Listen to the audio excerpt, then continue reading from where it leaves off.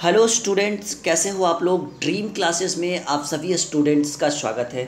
जैसा कि पता है आपको दोस्तों कि हमारी जो टीम है वो कंटिन्यू आपके लिए वीडियोस प्रोवाइड कर रही है और आज से हम लोग स्टार्ट करते हैं क्लास 12th के बायोलॉजी का। जी हाँ दोस्तों, हमारे चैनल पे क्लास 12th के physics, chemistry, bio, math, English सभी के टीचर्स अवेलेबल हैं।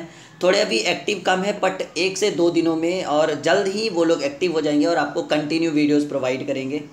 तो दोस्तों आप प्रतिदिन सुबह 7 बजे अपना फ़ोन ओपन रखिएगा। आपको एक सुबह 7 बजे एक 12th क्लास की वीडियो मिलेगी, चाहे वो फिजिक्स की हो या केमिस्ट्री की हो या बायो की हो। ठीक है दोस्तों, और मैथ के भी हमारे टीचर्स जल्द अवेलेबल हो जाएंगे और आपको कंटिन्यू वीडियोस प्रोवाइड करेंगे। अगर आप इस बार बोर्ड की परीक्षा देने वाले हैं तो बिल्कुल भी नर्वस ना हो, बिल्कुल भी टेंशन ना लो।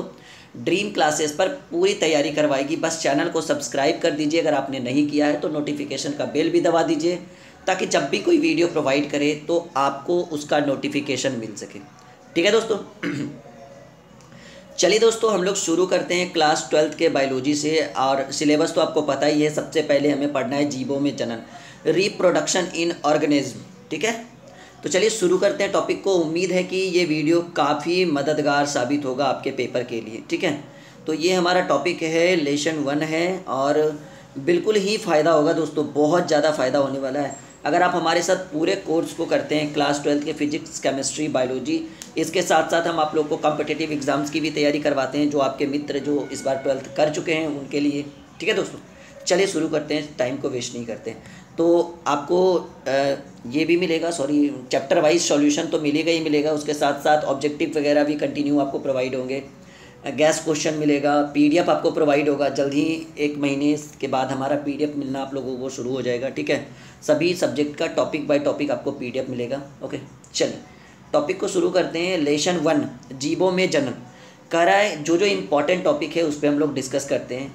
कह रहा है कि जीवन अवधि या जीवन काल क्या होता है। आपको पता है दोस्तों, जो जीवन की जो अवधि होता है या उसको पीरियड बोलते हैं, काल, वो क्या होता है। कह रहा है किसी भी जीव के जन्म से लेकर प्राकृतिक मृत्यु, किसी भी तरह से वो मर जाए, चाहे वो प्राकृतिक आपदा हो, दुर्घटना हो, किसी भी तरह से, तक के समय को जीवन अवधि या जीवन काल, यानी उन दोनों के बीच के टाइमिंग को हम जीवन अवधि या जीवन काल कहते हैं।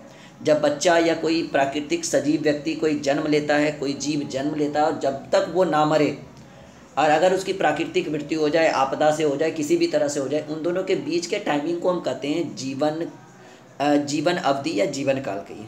ठीक है दोस्तों, चल आगे बढ़ते हैं। बिल्कुल समझ में आएगा, कुछ भी डाउट हो आप हमें बताते आइएगा। यहाँ पे दोस्तों सेकेंड टॉपिक है, वीवीआई भी है कि जनन क्या है। ठीक है, जनन क्या है या कितने प्रकार का होता है, इन सभी के बारे में हम लोग डिस्कस करेंगे। वह प्रक्रिया जिसके द्वारा कोई भी जीव जाति अपने ही जैसे संतानों की उत्पत्ति करता है, वंश में वृद्धि करता है, उस प्रोसेस को, उस प्रक्रिया को हम जनन कहते हैं। वह प्रक्रिया जिसके द्वारा किसी भी जीव जाति, सजीव वो होना चाहिए, ठीक है, कोई भी जीव जाति अपने ही जैसे संतान की उत्पत्ति करके वंश वृद्धि करता है, अपना जो है वो परिवार को आगे बढ़ाता है, जनन कहलाता है। 2 प्रकार का आपको जनन होता है दोस्तों, ये तो आपने समझ लिया।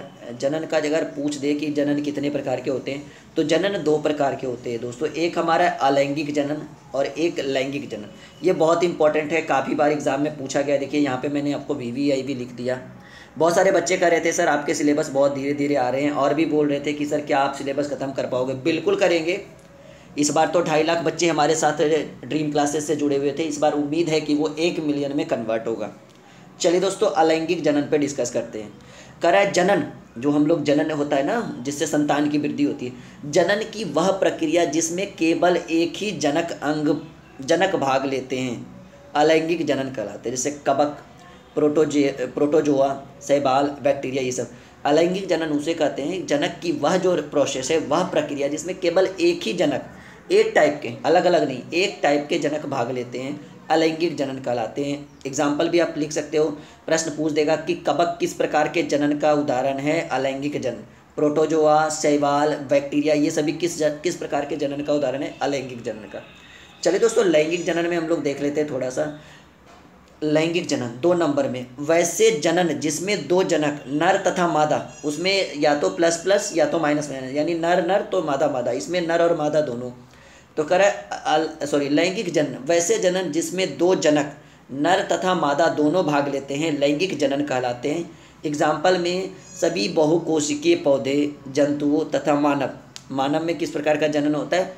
लैंगिक जनन होता है। ठीक है दोस्तों, और ये इन सबों में कवक, प्रोटोजोआ, शैवाल, बैक्टीरिया, ये एक तरह का ऑब्जेक्टिव यहाँ से निकल के आ रहा है कि इनमें से कौन लैंगिक जनन का उदाहरण है, कौन अलैंगिक जनन का उदाहरण है। तो कन्फ्यूजन मत करिएगा, जंतु, जीव जंतु, मानव, ये सब जो है लैंगिक हैं, और ये जो कवक, प्रोटोजोआ, शैवाल, बैक्टीरिया जो आपको दिख रहा है वो अलैंगिक जनन का उदाहरण है। Concept clear? आगे बढ़ते हैं दोस्तों। देखिए दोस्तों, आपको पता होना चाहिए ये जो टॉपिक हम यहाँ पर बना के लाए हैं, टॉपिक है कि अलैंगिक जनन, एक ही तरह का जो मैंने भी आपको बताया। अलैंगिक जनन से उत्पन्न संतानों को एक पुंजक या इसको क्लोन भी कहा जाता है। ये आपसे एक ऑब्जेक्टिव का एक तरह से पूछा जाएगा। देखिए बीच बीच से जो है ना ऑब्जेक्टिव निकलेंगे कि अलैंगिक जनन से उत्पन्न संतानों को क्या कहा जाता है। तो एक नाम हो गया एक पुंजक और एक नाम है क्लोन। ठीक है, अलैंगिक जनन से उत्पन्न संतानों को एक पुंजक या क्लोन क्यों कहा जाता है, अब हम इस चीज़ को इसके बारे में पढ़ेंगे।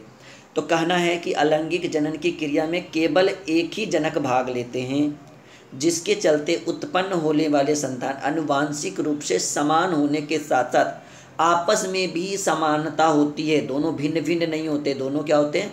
आपस में भी समानता।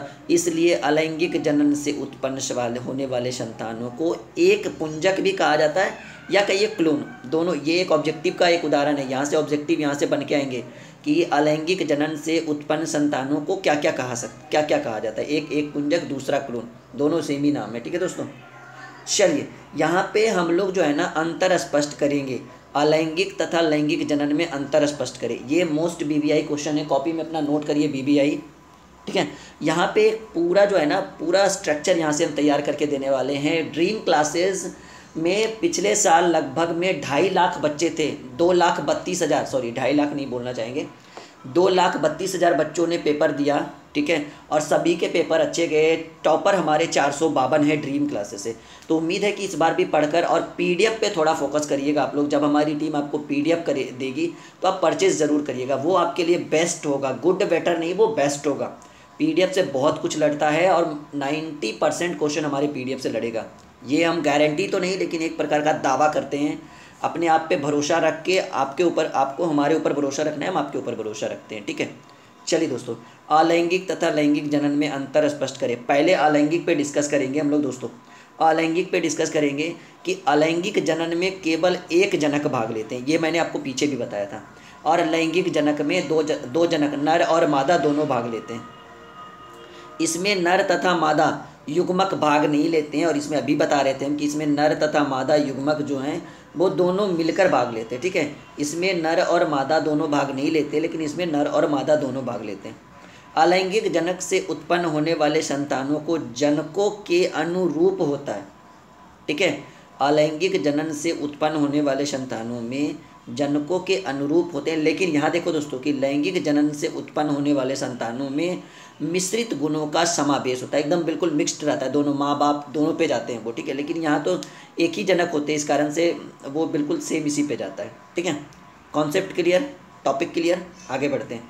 कुछ भी दिक्कत हो ना बिल्कुल आप हमें बोल सकते हो, हम आपके हर एक टॉपिक्स को एकदम बिल्कुल गंभीरता से लेंगे। यहाँ पे देखो दोस्तों VVI करके बनाए। मुकुलन क्या है? हाइड्रा में मुकुलन का चित्र की सहायता से दर्शाए। ये VVI क्वेश्चन है, प्रीवियस ईयर्स पूछा गया क्वेश्चन है। मुकुलन ये क्या है? हाइड्रा में मुकुलन को चित्र की सहायता से दिखाइए।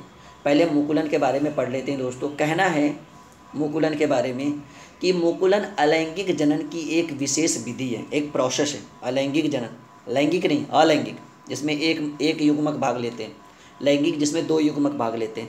मुकुलन अलैंगिक जनन की एक विशेष विधि है। इस विधि में किसी जीव के शरीर में सबसे पहले एक उभार निकल आता है, जिसे मुकुलन कहते हैं। जीवों के शरीर में सबसे पहले क्या निकल के आता है? उभार निकल के आता है, जिसे मुकुलन कहते हैं। इसी के द्वारा जनन की विधि को मुकुलन कहा जाता है। ठीक है, इसी के द्वारा जनन की विधि को भी मुकुलन कहते हैं। ठीक है दोस्तों, ये मुकुल कहलाता है, सॉरी ये मैंने गलत पढ़ दिया था। कह रहा है कि मुकुलन अलैंगिक जनन की एक ऐसी विशेष विधि है, इस विधि में किसी जीव के शरीर से सबसे पहले उभार निकल आता है, जिसे मुकुल कहते हैं, और इसी के द्वारा जनन की विधि को मुकुलन कहते हैं। अब देखो हाइड्रा में भी मुकुलन की प्रक्रिया होती है दोस्तों। यहाँ पे हमने लिखा हाइड्रा में मुकुलन। यहाँ कहा गया कि हाइड्रा एक बहुकोशिकीय प्राणी, ये भी एक ऑब्जेक्टिव का उदाहरण है। यहाँ से एक ऑब्जेक्टिव बना कि हाइड्रा किस प्रकार के प्राणी का उदाहरण है। देखिए ऑब्जेक्टिव जो है ना वो आपको क्वेश्चन से बन के निकलेंगे। हाइड्रा किस प्रकार का प्राणी है, बहुकोशिकीय प्राणी है, सॉरी हाइड्रा एक बहुकोशिकीय प्राणी है। सर्वप्रथम इसके शरीर का एक उभार निकलता है जो वृद्धि और विकास करके जनक शरीर से अलग हो जाता है और स्वतंत्र रूप से हाइड्रा के रूप में जीवन यापन करने लगता है। ये देखिए कुछ ऑप्शन, कुछ फिगर्स हम आपके सामने लेकर आए हैं। ये जो है मुकुलन की विधि है, संस्पर्क सॉरी, ठीक है, माउथ, ये फिगर संतति हाइड्रा ये इस टाइप से बनता है, ठीक है। फिगर है वुडिंग इन हाइड्रा, हाइड्रा में मुकुलन इसको हिंदी में आप कह सकते हैं, वुडिंग इन हाइड्रा। तो दोस्तों उम्मीद है कि आज का टॉपिक काफ़ी छोटा था, समझ में बिल्कुल आया होगा, ये फिगर भी बड़ा इंटरेस्टिंग लगा होगा। एक बार लाइक करके अपने दोस्तों के साथ इस वीडियो को शेयर कर दीजिए ताकि हम आपके लिए कंटिन्यू वीडियो प्रोवाइड कर सकें।